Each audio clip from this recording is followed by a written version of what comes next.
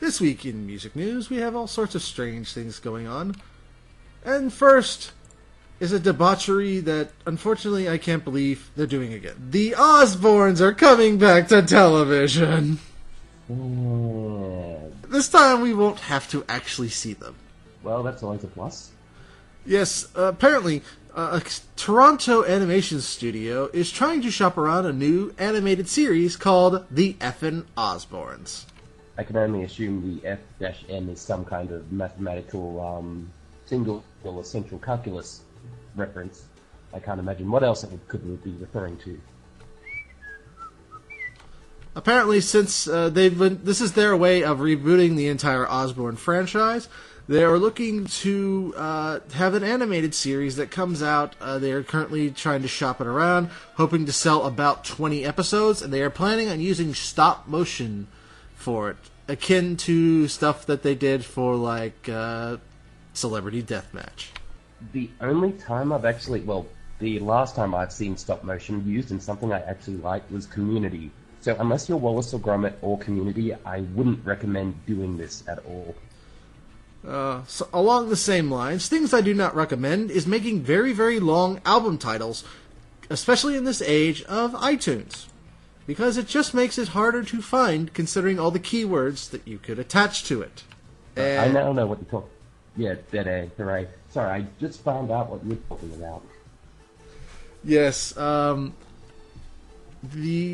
title for Fiona Apple's upcoming next release, which has been several years in the making. I believe it's been 7 years.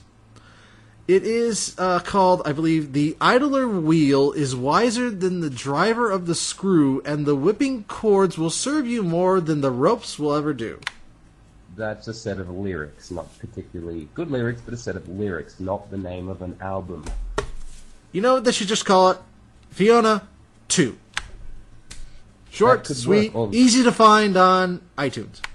Because who actually buys albums anymore? I just saw the Apple in the name and for some reason thought they should call it Fiona iOS 2 or something. Still shorter name. Or maybe it's Fiona Leopard. Oh, okay. Yes, that's a Mac thing. I know what you're talking about. Yay. Or we could call it Fiona Shepherd. Fiona Shepherd? I don't know. Anyway, moving along to other probably bad ideas. Metallica wants to make a concert movie. That's not a bad idea in and of itself, I suppose. I mean, I'm not the biggest Metallica fan, but... In 3D! Yeah, no. Yeah, apparently they are planning on shooting this sometime in August with I believe it is a Hungarian director. The idea is just to have a 3D experience because Metallica is such a huge part of our lives. So what exactly is the appeal here, that you're going to be able to see the band members in 3D? I mean, that doesn't seem like a great selling point. I got nothing.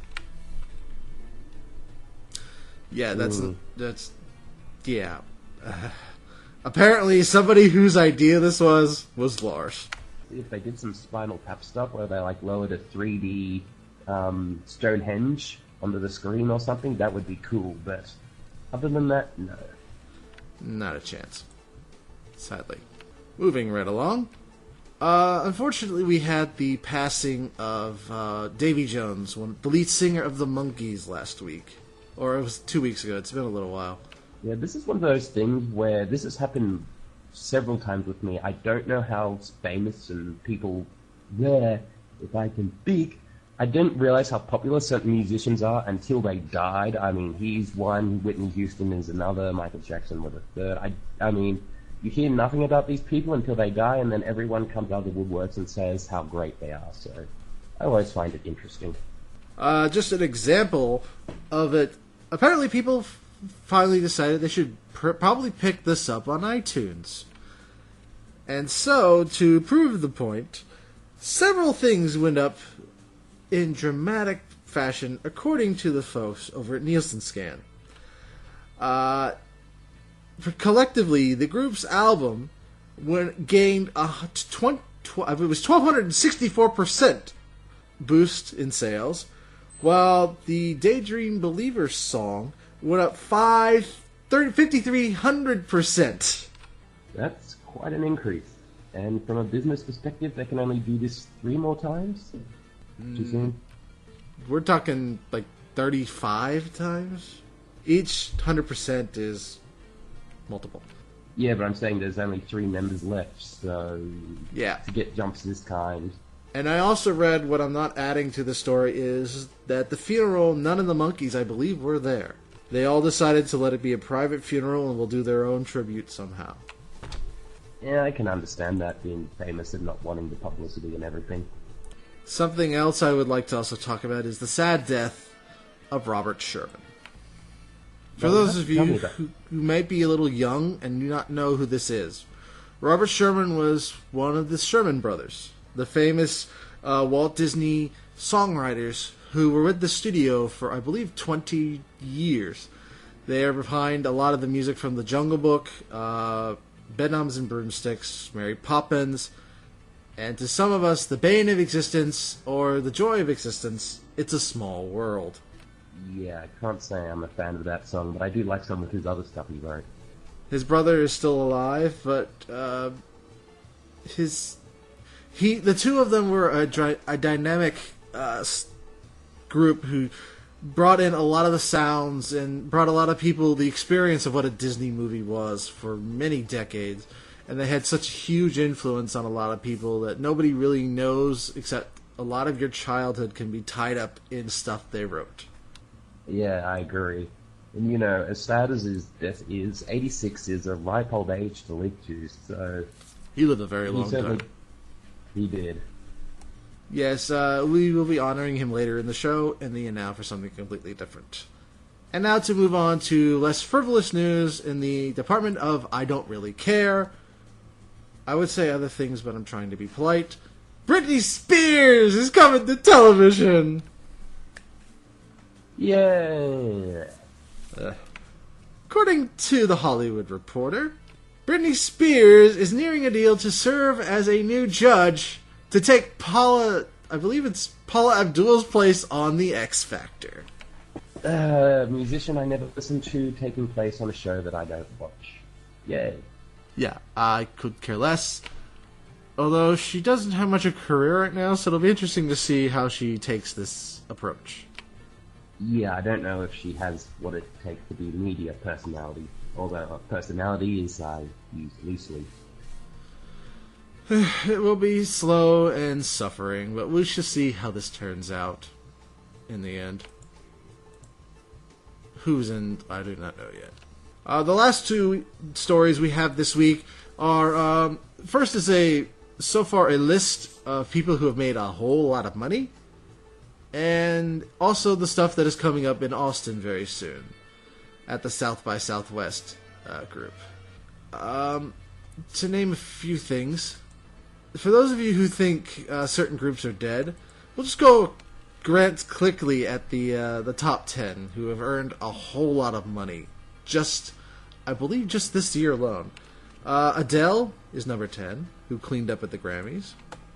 Yeah, I'm familiar with her name, but I can't say I've even heard any of her music, which is a great thing to be doing when you get hosting a music podcast. Jason Aldean, who is, I believe, a country singer, who I believe is on not a major label, but it still sells a lot of stuff. I believe he grossed $27 million just last year and is doing quite well this year. Yeah, I'm not surprised about not being on a major label, because I had never even heard of him until this article. Celine Dion, while she is still going on her 5-year residency in Las Vegas. Her career will go on, much like her heart, unfortunately. Sadly. Number 7 is Bon Jovi. They just won't go away. No, and again, I know some of their stuff, but I can't say I'm a fan. Number 6 is the indomitable and the still very, very hot Sade. Okay, I'm glad you read that out, because I would have pronounced it Sade. Again, someone else I've never heard of. Sade has probably made more children than any single artist ever. Okay. She just has that kind of music. Number Oh, 5 is Lil Wayne. Yeah, rap and move on. Unless you don't want to, but yeah, I don't like rap. I just don't like Lil Wayne. Number 4 on this list is Lady Gaga. Yeah, at this point, none of these names surprise me. I mean, as much as I'm not into their music, they're all hugely popular and know how to make money. Next up, we have Kenny Chesney. Again, never heard of. Another country superstar who sold a whole lot of albums, particularly on the digital side, and who is just selling out wherever he goes. Number 2 on this list is U2. Yeah, I don't mind U2's music, but I can't say I'm a fan of Bono. I mean, yay for saving Africans and stopping world hunger and stuff, but he seems very opinionated. Maybe not the right word, whatever. And finally, number 1 on this list was Taylor Swift, who just made a whopping $35 million. I really don't like her. Really grumpy today. I don't like this person. I don't like that person. I've never heard of them. I don't like them. And the final news story for this week is we're going to Alston. The South by Southwest show, which is one of the largest independent shows around the country, which is where dozens of artists from independent labels and major labels all descend on the tiny town of Austin. I believe it is starting really soon. I'm not sure of the date. I want to say it's next week. I'll have to check that real quick. But all sorts of people will be there. Just to name a few. Bruce Springsteen. The Boss. Killer Mike. Yeah, you can just read the rest. I have no idea who any of these other people are. Tom Masello, who is, most people know him as the lead guitarist of Rage Against the Machine.